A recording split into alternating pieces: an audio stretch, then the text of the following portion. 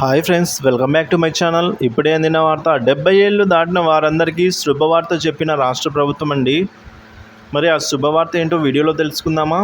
Video ఎక్కడికైనా skip చేయకుండా చివరి దాకా చూడండి. అలాగే వీడియోకి ఒక లైక్ చేయండి. కేంద్ర రాష్ట్ర ప్రభుత్వాలు ప్రజల కోసం అనేక పథకాలను అమలు చేస్తూ ఉంటారు. చిన్న పిల్లల నుంచి వృద్ధుల వరకు కూడా అందరికీ వివిధ స్కీమ్లను అమలు చేస్తుంటారు. అలాగే రైతులకు, మహిళలకు కూడా అనేక ఆర్థిక ప్రయోజనాలు చేకూర్చే స్కీమ్స్ను ప్రభుత్వాలు ప్రారంభిస్తూ ఉంటాయి. ఇది ఇలా ఉంటే వృద్ధులకు రాష్ట్ర ప్రభుత్వాలు పెన్షన్ ఇస్తున్న సంగతి తెలిసిందే మనకు.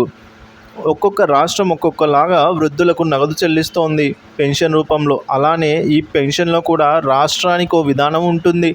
అలానే తెలంగాణ ప్రభుత్వం కూడా వృద్ధులకు పెన్షన్ అందిస్తోంది. అయితే పెన్షన్ పొందే లబ్ధిదారులకు తాజాగా రేవంత్ రెడ్డి సర్కార్ ఓ గుడ్ న్యూస్ అయితే చెప్పింది.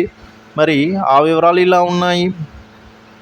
ప్రస్తుతం తెలంగాణలో 60 ఏళ్ళు పైబడిన వారికి పెన్షన్ అందిస్తున్నారు.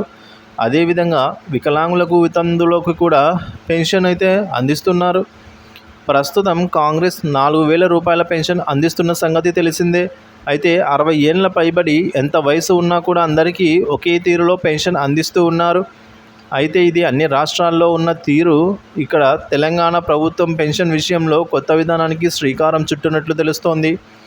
రాష్ట్రంలో 70 ఏళ్ళు పైబడిన పెన్షన్దారుల కుటుంబ పెన్షన్దారులకు మరియు పెన్షన్దారులకు అదనపు పెన్షన్ ఇవ్వాలని ప్రభుత్వం నిర్ణయం తీసుకుంది.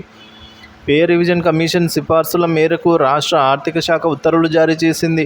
మంగళవారం ఈ నూతన ఉత్తర్వులను ఆర్థిక శాఖ జారీ చేసింది. ఈ క్రమంలోనే పలు అంశాలను కూడా ప్రస్తావించింది.